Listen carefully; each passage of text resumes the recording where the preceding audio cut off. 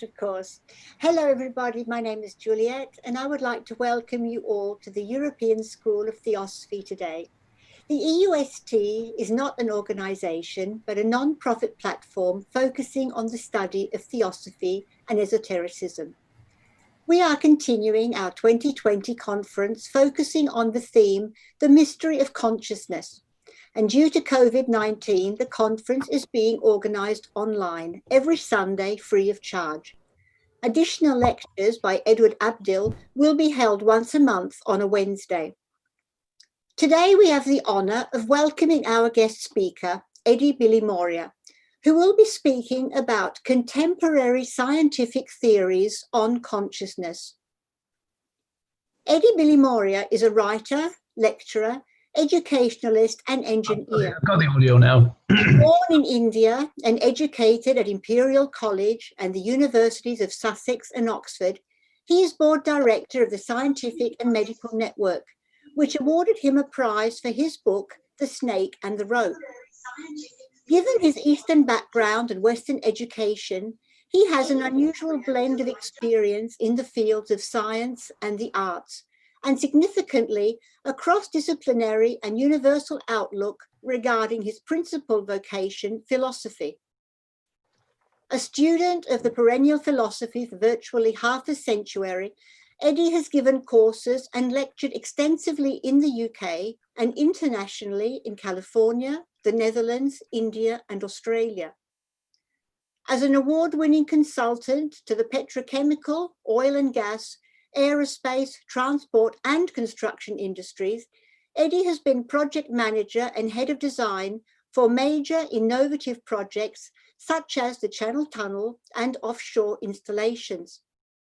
He now works in safety and environmental engineering for the Royal Navy projects, which included the Queen Elizabeth aircraft carrier. Once an enthusiastic glider pilot, Eddie is also a pianist of concert standing, having studied at the Trinity College of Music. In closing this introduction, I would like to welcome you once more and say thank you for being with us here today. And we shall begin the meeting by muting your microphones and spotlighting the speaker's video. At the end of the lecture, you may ask questions by raising your hand using the chat option, vocally asking us to give you the word, or by writing your question on the chat. Thank you very much for listening, and I shall now pass the word to our guest speaker, Eddie Bilimoria. Well, thank you very much indeed for that very lucid and charming introduction. I can hardly believe I got up to all of that, but since you say so, then it must be true somehow. Let me share my screen with you, because I have quite a few important PowerPoint slides. And normally I wouldn't make my slides so full and dense, but this is a very important topic. So there are quite a few important features.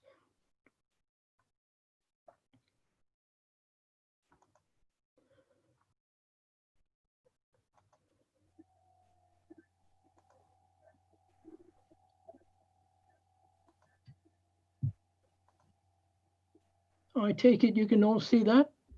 Can someone wave at me? Brilliant. Okay.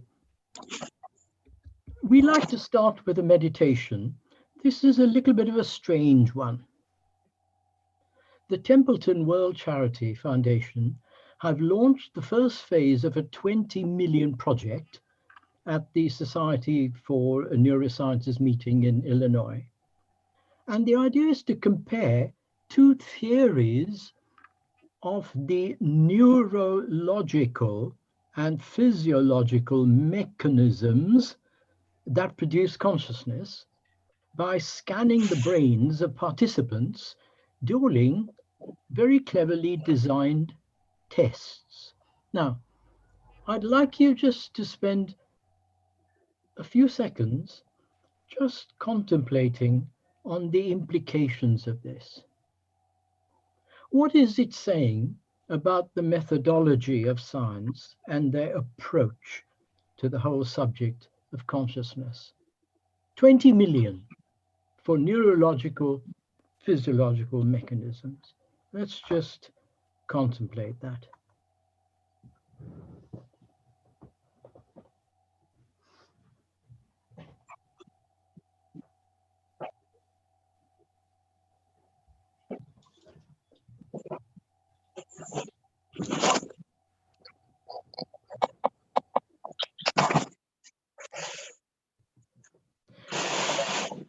So after my last talk on the mystery teachings, Erica said I hadn't given you just a snack, but a full dinner, because I just presented an esoteric sandwich, an esoteric core flanked by two exoteric explanations. So let's continue on the theme of a banquet.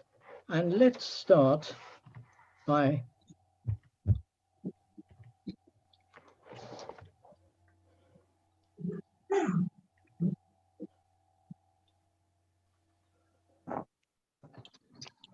moving on.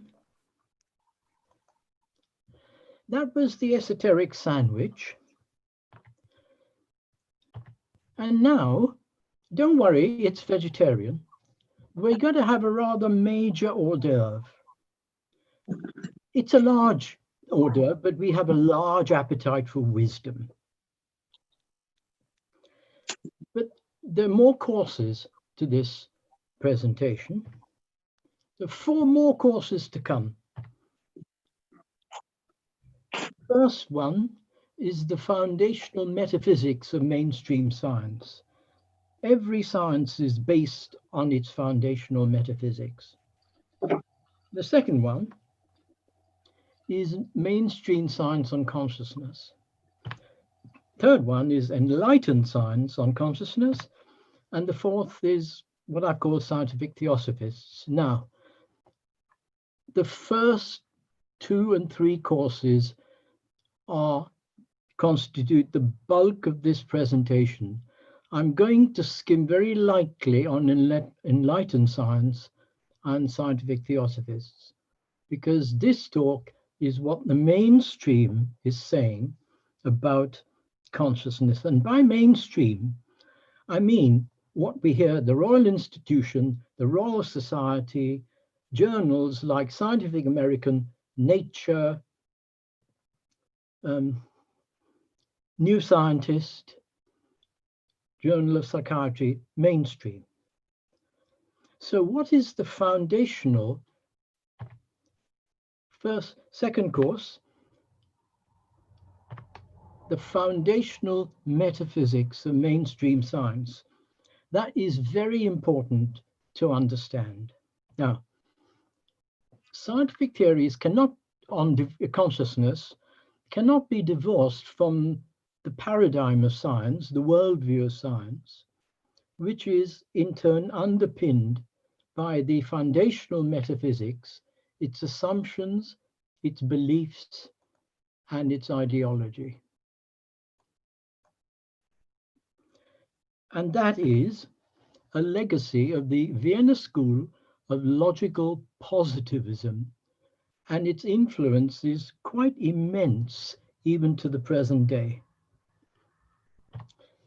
Now, the historical basis is really the early 20th century in Vienna. Now, logical positivism is also known as logical empiricism. And it was a major philosophical movement that emphasized empiricism. In other words, that knowledge is only attainable through sense experience.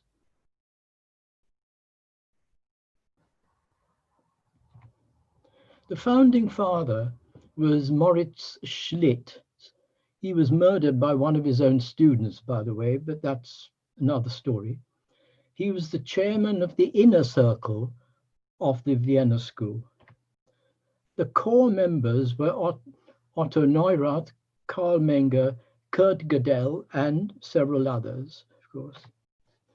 The visiting members were, I'm not going to read out all of these, but you can see some chief names: Alfred Ayer, professor at Oxford, Wittgenstein, and Karl Popper, they were in close contact to the circle, but didn't participate in the inner meetings.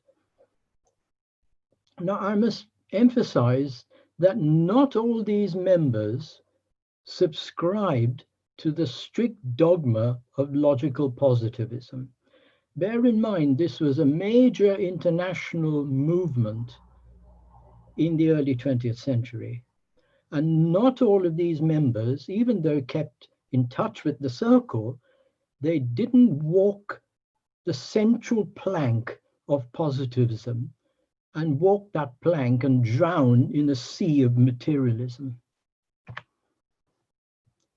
The influences on positivism were Ernest Mach, Hilbert the mathematician, Poincaré, Bertrand Russell, Wittgenstein, and Albert Einstein. Now, very important, what are they saying? What are they believing? Logical positivists argue that the only meaningful statements are those that can be verified through empiricism, as I just said, sense experience. A priori arguments through reasoning are not good enough.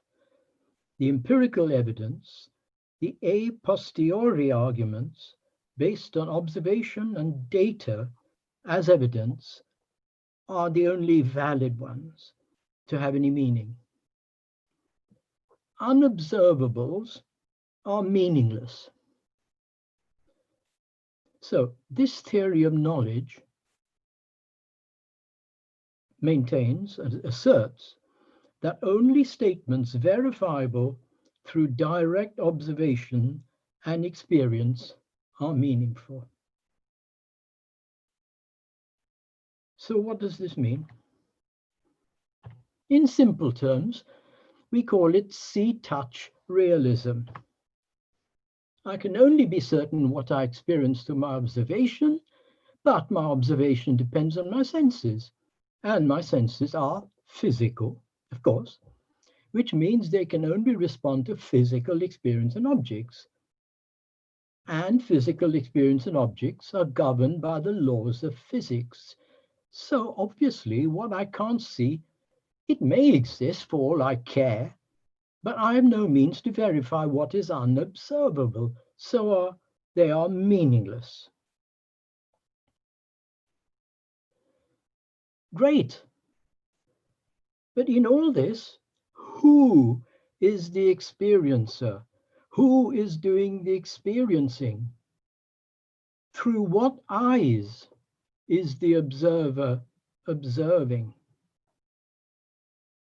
These are the questions that are fundamental to be asking, to which there seems to be no satisfactory answer from positivists.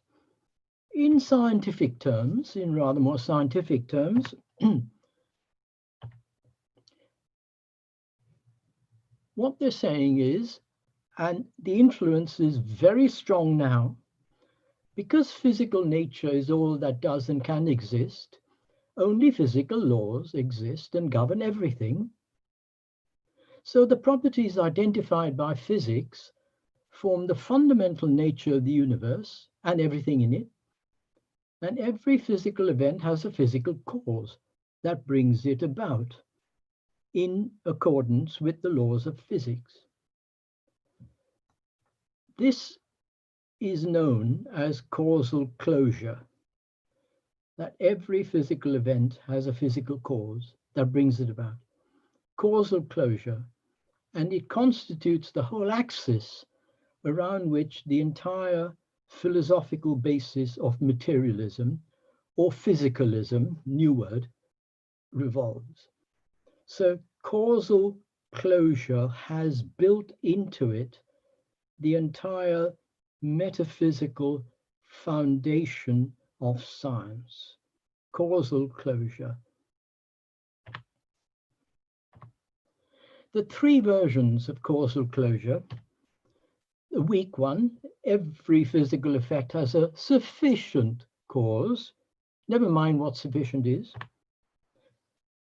physical effects have only physical causes, and every physical effect with a sufficient cause has a sufficient physical cause, and it has only this cause.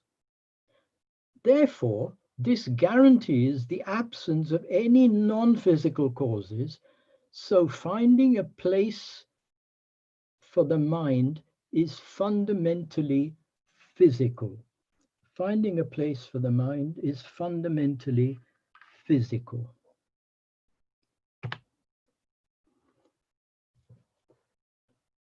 In the mid-19th century, let's call him great, German philosopher, zoologist, scientist Karl Vogt, his famous saying, the brain secretes thought as the stomach secretes gastric juices, the liver bile, and the kidneys urine. Hence, I quote, thoughts stand in about the same relationship to the brain as bile to the liver and urine to the kidneys.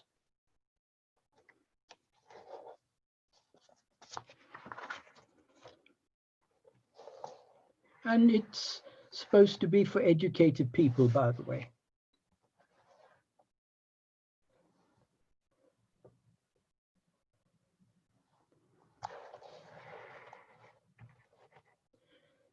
Moving on, almost a century later, Francis Crick, who discovered the DNA spiral with Watson, and someone else, forget his name. Anyway, a bit more sophisticated, but just the same principle as Karl Vogt, that our joys, ambitions, memories, loves, all the rest of it is in fact nothing more than the behavior of a vast assembly of nerve cells and their associated molecules, and all the atoms, ions that make them up. And then later on, he says, Crick, and that's, by the way, a very astonishing hypothesis in his book, The Scientific Search for Soul. And then he says consciousness depends crucially on short-term memory and serial attention mechanisms, which help set the relevant neurons to fire at a frequency of 40 to 70 cycles per second. That figure, 40 to 70, has been sort of revised upwards a bit, but it's still the movement of neurons or the cycling of neurons. So on this basis, if we just go back to the previous slide, on this basis, that and that, thoughts expressing nobility, sublime feelings, and deepest love, universal compassion, scientific discovery, and artistic creation from the likes of Buddha and the Christ, Plato, Leonardo, Shakespeare, Newton, Mozart, Beethoven, can all be compared to the brain equivalent of urine or bile production, or neurons cycling across the neocortex. So there has to be a physical explanation. And this closeness of the physical has had a major, if not to say devastating, impact on the progress of scientific investigation of mind, because the closeness of the physical has resulted in the closeness of the mind. By limiting science, including, of course, medicine and psychiatry, to just the physical domain, and scientific research in general to highly vested interest groups, vested not only in the sense of acquiring funding or research grants, but the phobic and obsessive attempt to uphold materialism and defend the fortress of scientific materialism against all other complementary viewpoints. That's no exaggeration. Think of the 20 million prize that the Templeton are awarding. So mind here is a biological machine underpinned really by the laws of physics. And there are here the distinction between primary and secondary qualities, the two versions of physicalism, of course. And in all this intellectual discourse, nitpicking and hair splitting, is quite easily found. So there is reductive physicalism, identity theory, behaviorism, and non-reductive. And these two camps have a direct bearing on what science calls the soft problem of consciousness. In other words, mental states are well defined by purely physical processes in line with Crick's dogma. And now the non-reductive, the hard problem of consciousness. Mental states cannot be fully accounted by reduction to physical science, which is admitted, but they keep running round the orbit of physical science while still talking about the hard problem. So consciousness, of course, has an elasticity of definition. It's not of experience. It's not just one thing. So the easy soft problem is the measurable quantitative aspect, independent of the observer, because it depends on primary qualities, what you can measure and quantify.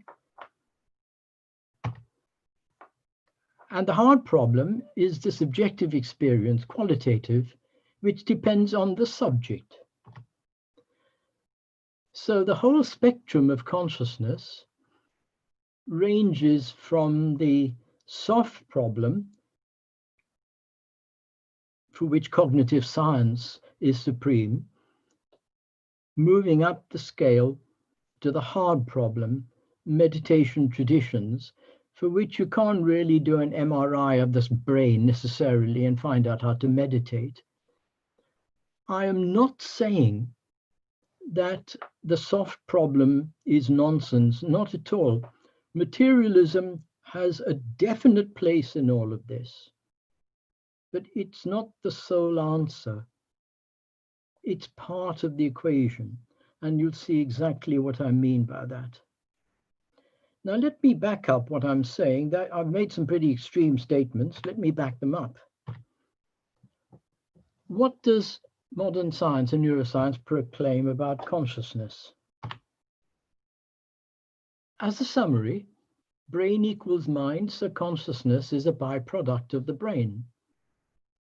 That being the case, it can be discovered by experiments and scanning, like MRI techniques, to discover, and this is the big question, the neural correlate of consciousness, along with mapping specific brain states, while all the while keeping philosophical conundrums at bay and the counter assertions of leading scientists and dissenters in the field. But yet they fully admit, this is incredible, from a professor at Stanford University, that they don't know how conscious awareness or the experience of sensations arises from physical brain processes, other than it does. Big assumption, it just does. We don't know how, but it does. So we come now to the third course, which is what mainstream science actually says on consciousness. The latest theories.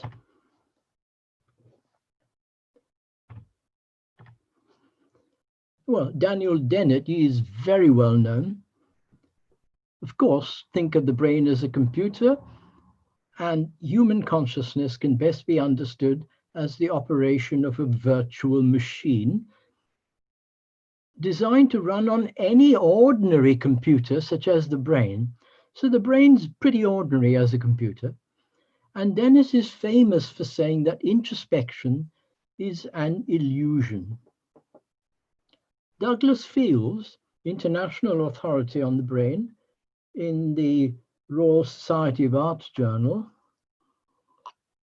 maintains that our cerebral cortex is where consciousness arises, and the brain hasn't really changed much since the Stone Age, when our neural circuits of rage were forged in a survival of the fittest struggle on the prehistoric open plains of Africa. Well, I'd be delighted to meet Douglas Fields on the prehistoric open plains of Africa and have a quiet word with him.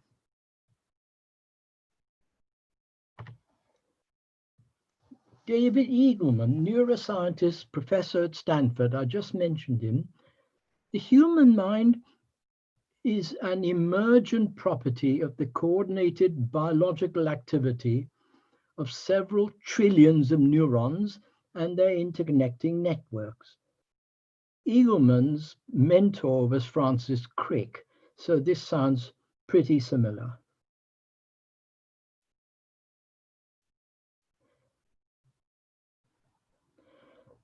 He claims that our thoughts and our dreams, our memories and our experiences, like Crick, all arise from this strange neuronal mixture because who we are is found within its intricate firing patterns of electrochemical impulses. Therefore, when that activity, the electrochemical firing, when it stops, so do you.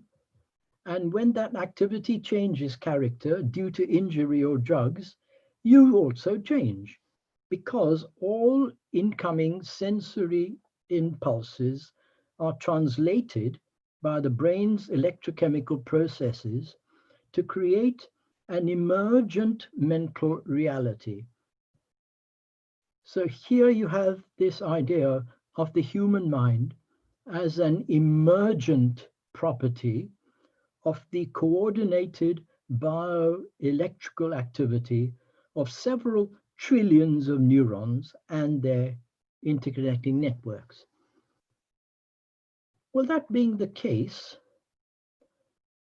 let's just conduct a simple thought experiment. Just as a thought experiment, connect trillions upon trillions upon trillions of computers all together, all around the galaxy, all computers connected, and connected to a power source. And then, without a software programmer, without a human programmer, see if after zillions of years, this vast network would it be just a gigantic storage calculating machine? Or would some kind of software like Microsoft Word present itself as an emergent software from computer property of the vast assembly of electrons and digits and all in the computer? And if somehow that software programming did emerge, would it self-write a book like Newton's Principia? Would it self-compose a symphony like Beethoven's Choral Symphony?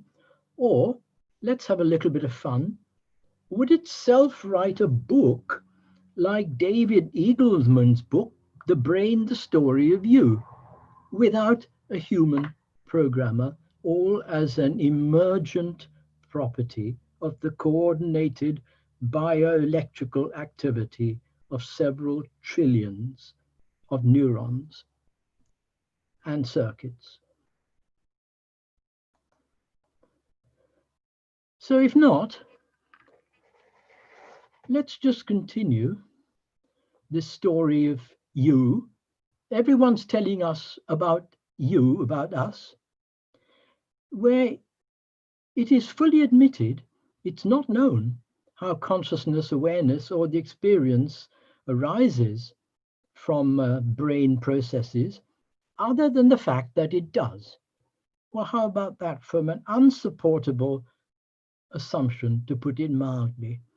Therefore, it is absolutely tantamount to a dogma to declare that for every mental experience, there is a corresponding correlate of brain activity.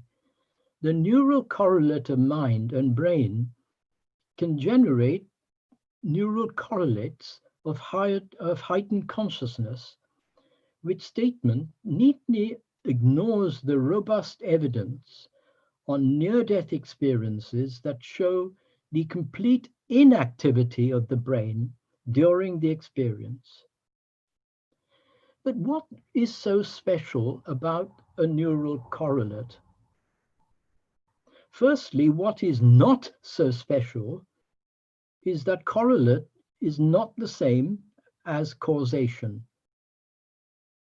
Correlation and causation are not the same, and that's a common error and a source of much confusion.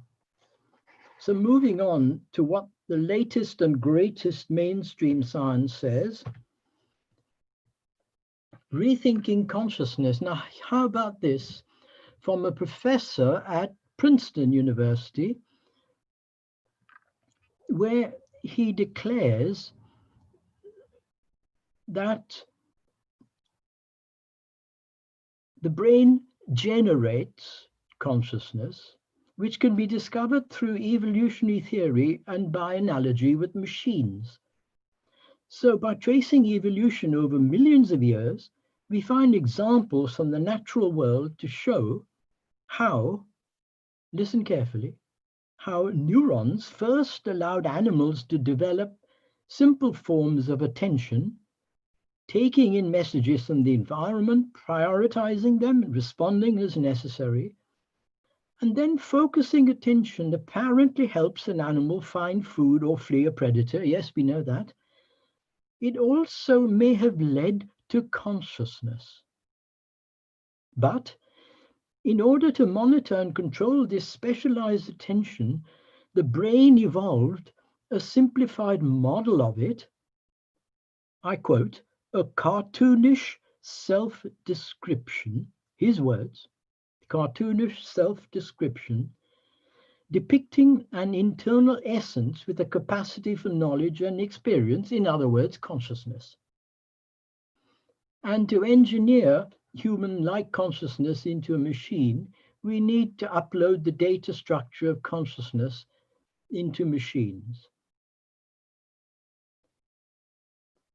And in a related New Scientist article, bear in mind, New Scientist, main top international scientific journal, he declares that in this account, consciousness isn't so much an illusion as a self-caricature. I quote, self-caricature.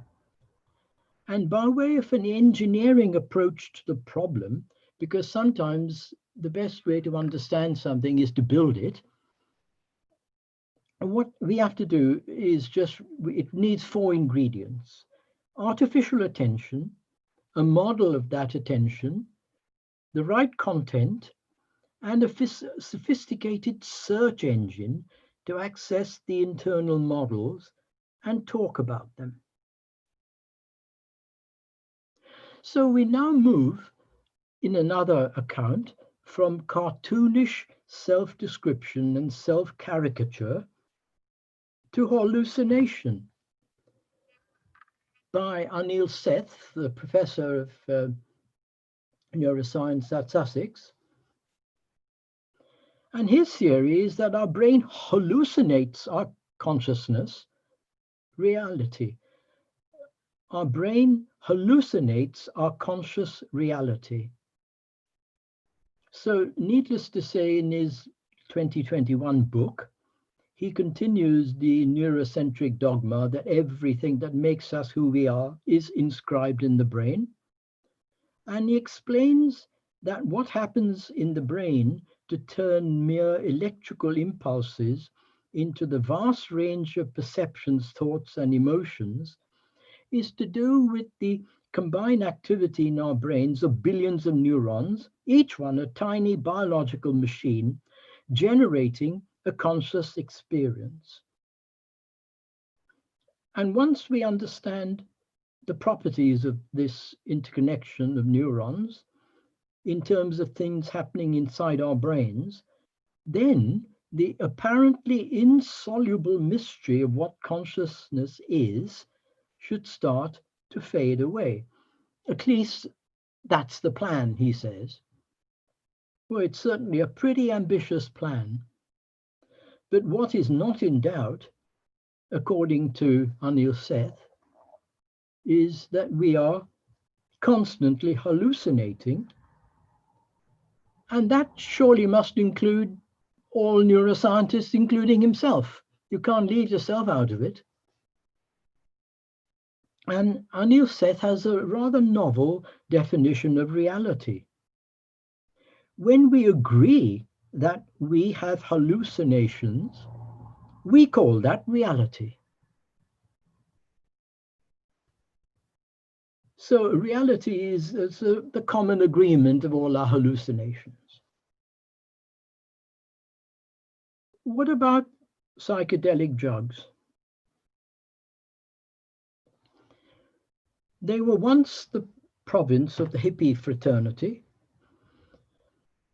but this practice has now appeared under the guise of authentic scientific research into altered brain states and the treatment of psychological problems. Of course, psychedelics have been legalized, hence this explosion in psychedelic research. And none other than Imperial College, the Faculty of Medicine, they are actively researching psychedelic drugs as aids to psychotherapy, especially depression. I've got no problem with that. But here is one of the latest books, LSD and the Mind of the Universe, Diamonds from Heaven.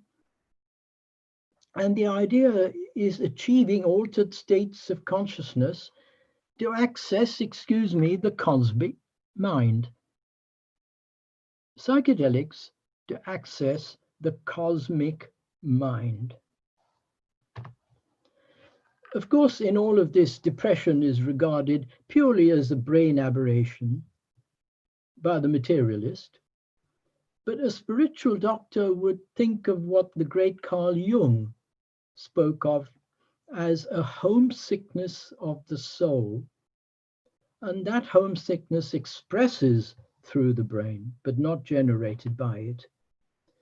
Need I tell you about the serious warnings about fooling around with psychedelics from just about every sage on God's earth and great people like Goethe, Blavatsky, Steiner, Brunton? It is utterly foolish. Not that I'm in any way knocking the use of psychedelics for medical treatment and for depression and that sort of thing, but for sort of cosmic research to access the cosmic mind. Well, I have a polite suggestion to make. Before trying to understand the cosmic mind, it might be a bit of a good idea to understand your own mind.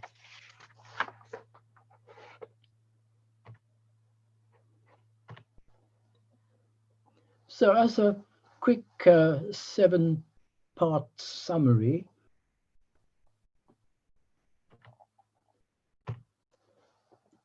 this is the mainstream scientific philosophy and approach.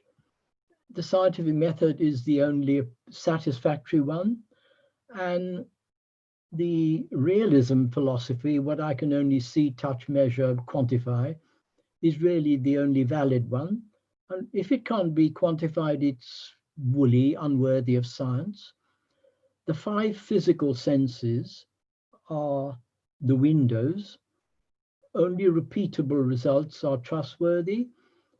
And needless to say, the universe is a gigantic mechanism composed of elementary building blocks with no ultimate purpose, plan, or design. And physical matter being the only reality, consciousness, thought, and subjective experiences are all the result of material processes, and there's no intelligence independent of the brain. So let us remind ourselves of the true spirit of science, not scientism. Sir William Grove, in The Secret Doctrine, said science should have neither desires nor prejudices. Truth should be her sole aim. And I've formulated that in terms of a Hippocratic oath for scientists. As a scientist, I do solemnly swear that I have neither desires nor prejudices. Truth is my sole aim. That's a Hippocratic oath for scientists. Now, is all this making you a bit queasy? I hope it is, but I have a remedy for you, and it's staring you in the face. It is all a bit sickening to hear this desperate attempt of science to force everything through the materialistic lens, which is not science, but scientism, a faith-based religion of science. So let's move on now to enlightened science on consciousness. I must emphasize that all these brain-based theories I've put up come from the mainstream. There are innumerable scientists of impeccable qualifications who've seen through this purely materialistic brain-based methodology. But unfortunately, these enlightened scientists don't come together as a body. The mainstream scientists have their own fortress, and that fortress is pretty impregnable. And as I said earlier, the mainstream means Royal Society, the Royal Institution, Nature, Scientific American, New Scientist. So those scientists in the public gaze and whom the media have in the palm of their hands and the other way around. There are innumerable enlightened scientists. Not all scientists are talking the way the ones I've just presented. One of the greatest was William James, who was for a long time a member of the Theosophical Society. As early as the mid-18th century, he points out that the common error of psychologists and scientists is brain function purely in terms of production. But there is also releasing and transmissive. By production, he gives the example of steam is produced by the kettle. A light is produced by electricity. Electricity is produced by the waterfall, production. So scientific materialism is totally focused on the productive side of brain function. But they ignore mainly the releasing function. And James gives the example of the crossbow. The trigger releases the crossbow. The trigger does not produce the arrow, it releases the arrow. A valve, when it opens, releases the fluid that flows through it. The valve doesn't produce the fluid. But the most important is transmissive, where the brain is like a filter. And James quotes this beautiful verse from Shelley, that life, like a dome of many colored glass, stains the white radiance of eternity. So by way of an analogy, in the same way that a prism will break up the colored light into the colors of the rainbow, similarly, our brains, so to speak, stain, break up the one truth, the one light, the one reality is broken up by the refractive index of the brain into all these, well, qualities. I've called it sorrow, confusion, volatility, happiness. The whole range of experience is the way that the brain breaks up the one stream of consciousness into its many colored tributaries.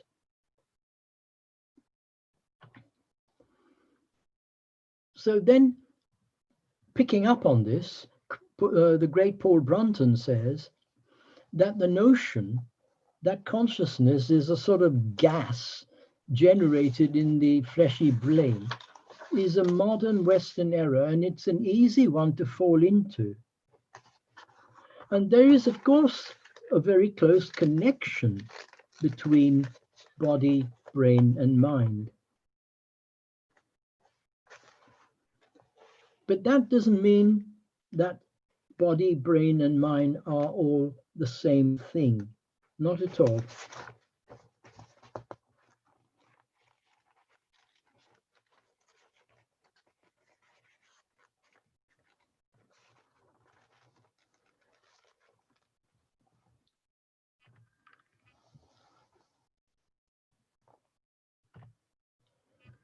So let's just recap. In the mid-19th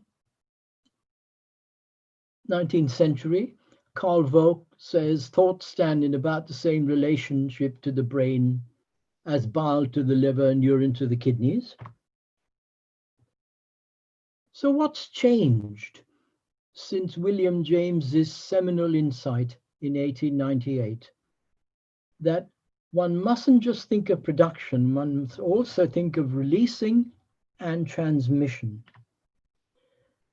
And now, wait for it, in the 21st century, David Gelernter, a computer scientist at Yale University, he is lamenting what his colleagues are talking about consciousness.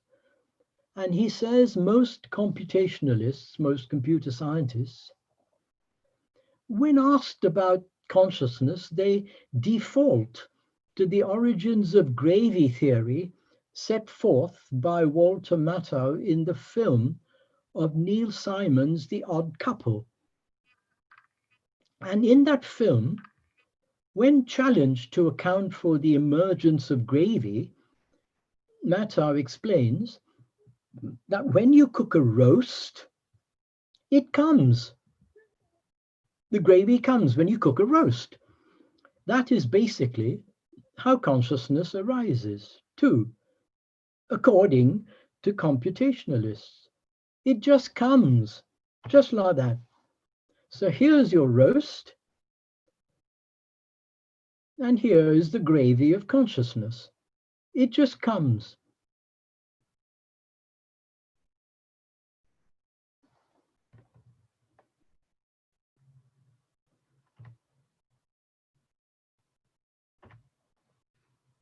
So this is the Achilles heel of scientific theories. It's conflating the instrument with the performer, equating the passive medium with the active principle. The great neurologist Sir Francis Walsh in the mid-19th century said that from sheer psychological and philosophical necessity, there is this essential immaterial element that sets man above the merely animal. Yet it would be quite childish to identify the instrument with its user, even though the user is dependent on the instrument for operating. Peter Leggett, one of the founders of the Scientific Medical Network, one of the great inspirations behind that wonderful network, Vice Chancellor of Surrey University, he said very simply, by analogy with a pianist and a piano, the mind corresponds to the pianist and the brain to the piano. If either be inadequate, so will the music. And if mind or brain is inadequate, so will be the person.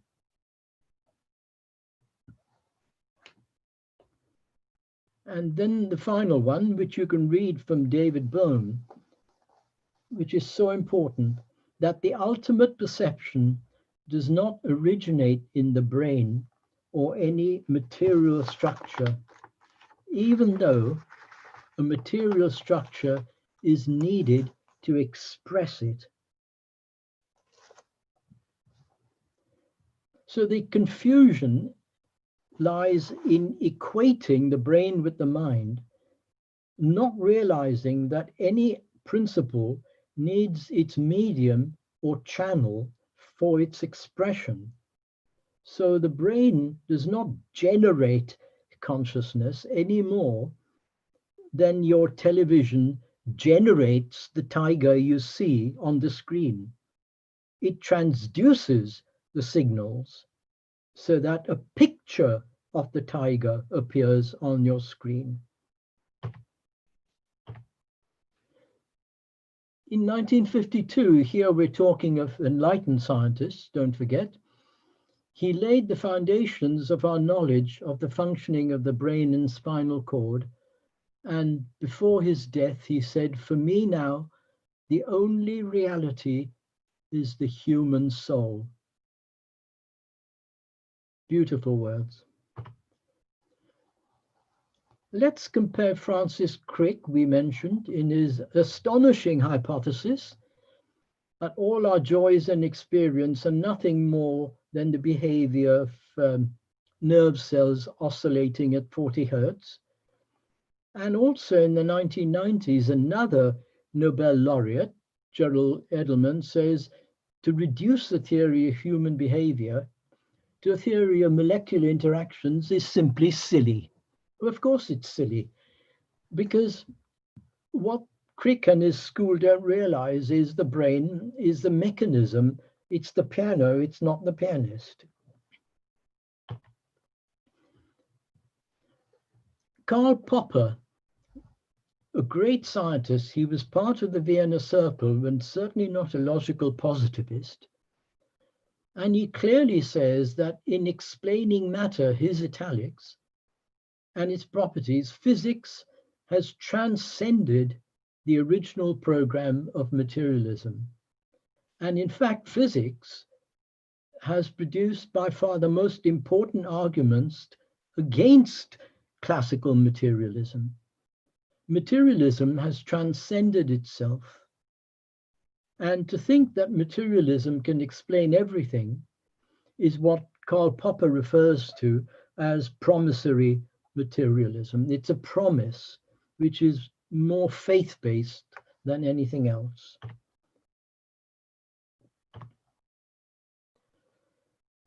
Ian McGilchrist, another leading light and member of the Scientific and Medical Network, his book, The Divided Brain and the Making of the Western World, received commendations from at least 85 professionals right around the world, from professors, from journalists, from academics, from historians. It's a groundbreaking, true groundbreaking book. And he says the trouble with science nowadays, it is in industry practiced factory fashion with huge empires, egos at stake, and all dependent on vast machinery. And science makes assumptions that are completely unscientific. And true science is practiced less and less. And the humanities just want to ape what they see as science, but which is in fact scientism. This is the important point. There is no single shred of evidence that matter gives rise to consciousness. And Ian McGilchrist is one of the leading intellectuals in Great Britain and in the world, and thrice a fellow of All Souls College, Oxford, and a consultant psychiatrist. Matter, there is no shred of evidence that matter gives rise to consciousness. Ibn Alexander, the author of Proof of Heaven, he had a particularly virulent attack of, I think it was spinal meningitis, where his brain was literally shut down, and all his medical records are online, so no one can question this. There was no brain activity. But he woke up, so to speak, recounted his experience, and wrote this wonderful book and many others, and tells us that the materialist brain creates consciousness model, the problem is not even the world's top experts have even the remotest idea how the brain could create consciousness, other than just taking it as read that it does. And even Alexander is or was, before his experience, a top Harvard neurosurgeon. We're not talking of fake news. This comes from a Harvard neurosurgeon. And then in private email correspondence, Ibn Alexander says exactly what I've been saying all along. Materialist science has grown into scientism, worship of science for its own sake. Although I have come to see materialist science as more for pseudoscience, given its disregard for much of the empirical data and reasoned analysis concerning consciousness. Materialist science has become a faith-based religion. A faith-based religion.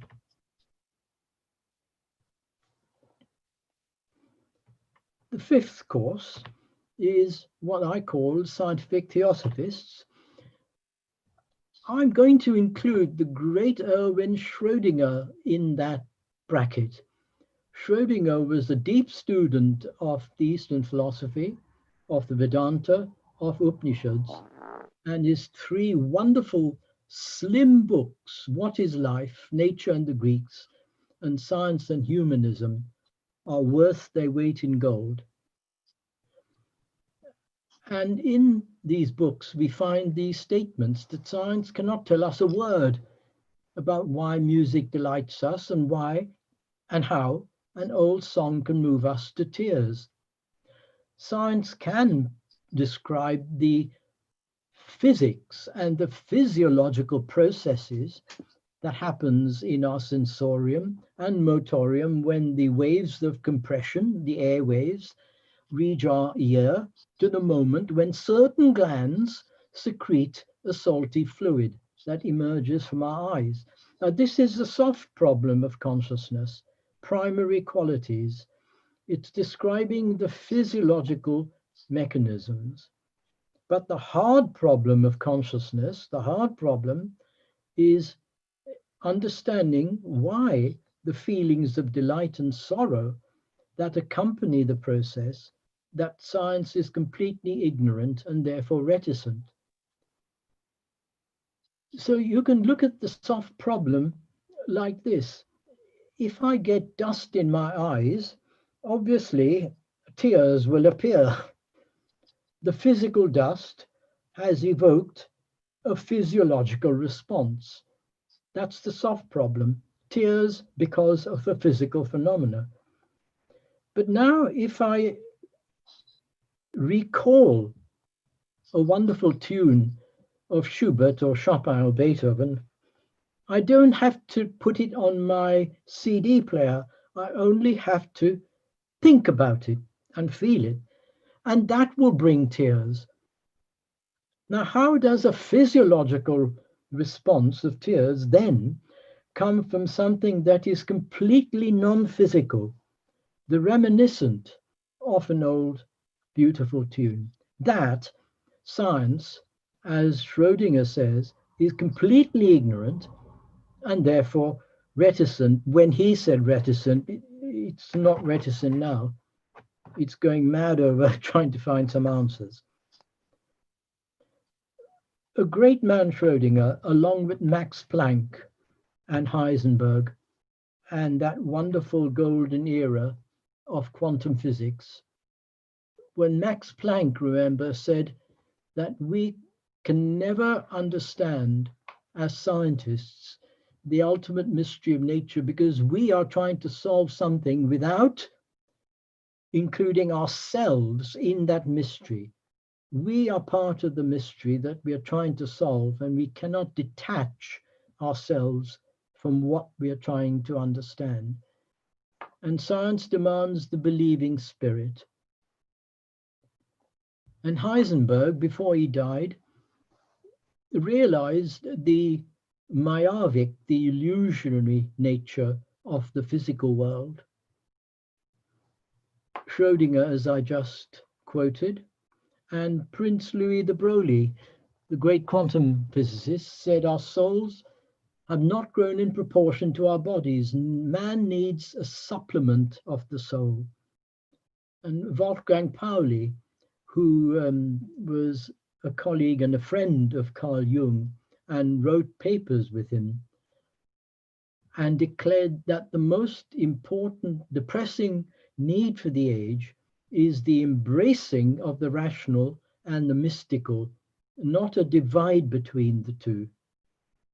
And then the English knights, as I call them, Sir James Jean, who said that God is a mathematician, as he put it, and mind is no longer an accidental intruder, but the real governor of the realm of matter.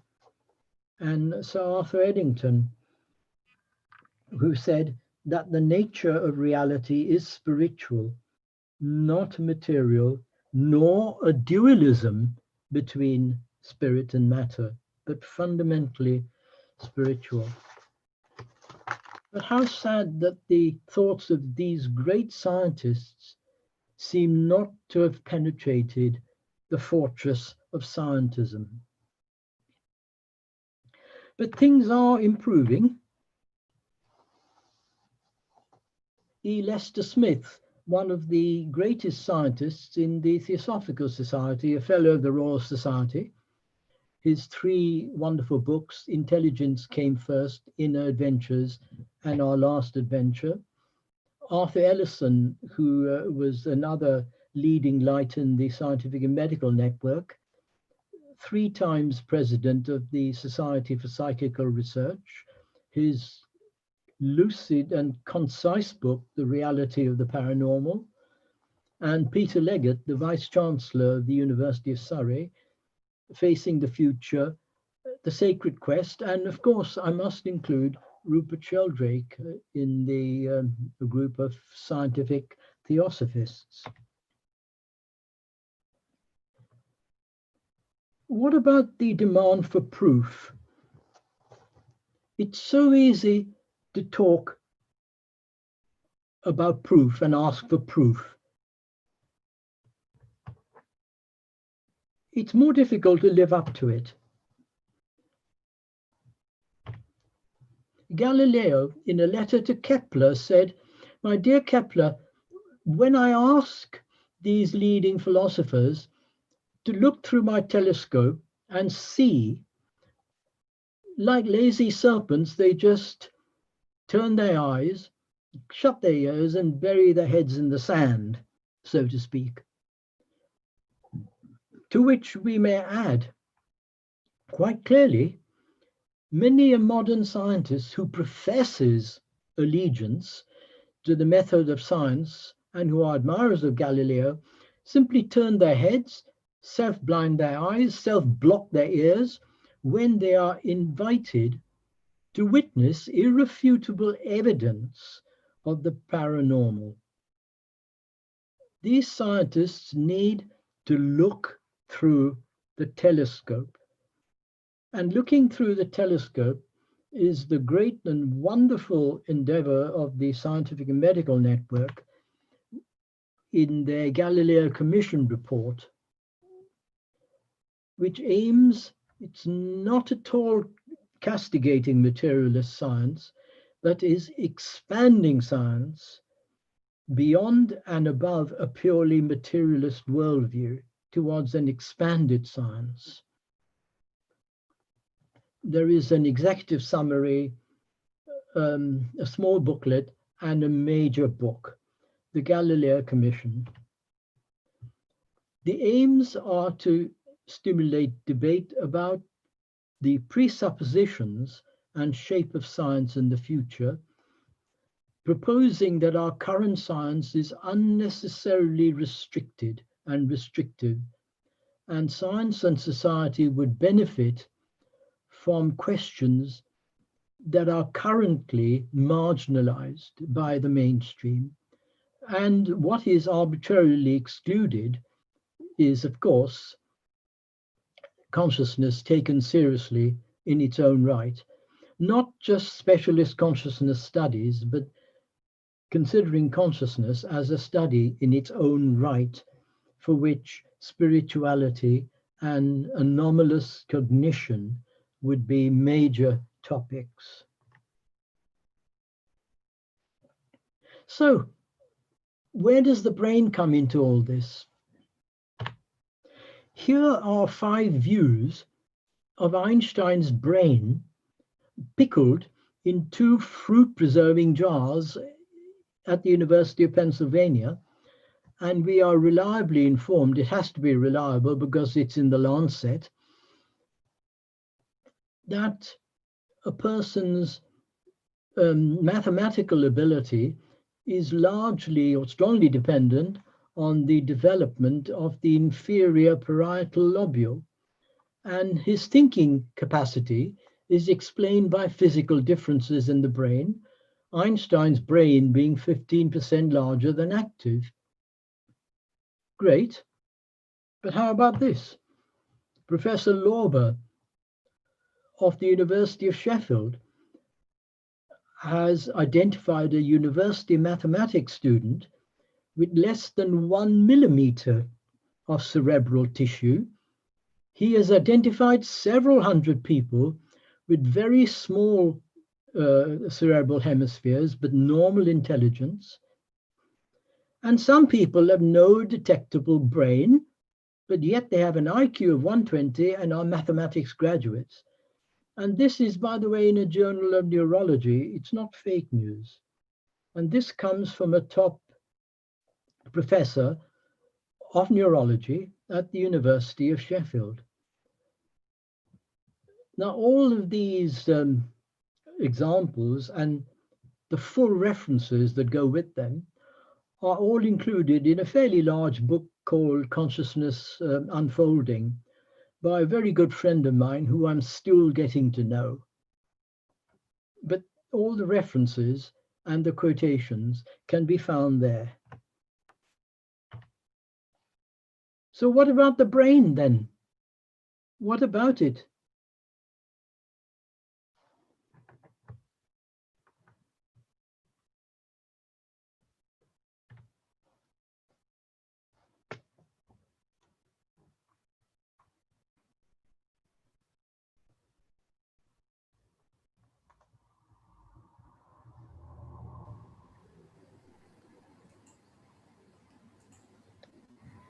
Thank you, Eddie, for such a wonderful presentation. We are opening for questions now.